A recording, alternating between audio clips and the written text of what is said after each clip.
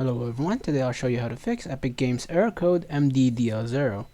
This error pops up when I try to download Fortnite, but I'll show you how to do it if it pops up on any other games. First, go to your folder and click on this PC and local disks C.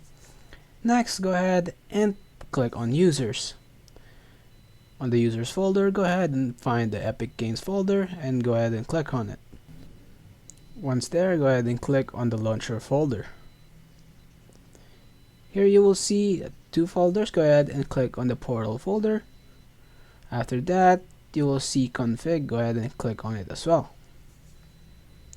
After this, go ahead and look for default engine. Go ahead and right click on it, then open with notepad. In the notepad, go ahead and look for http total timeout equals 30.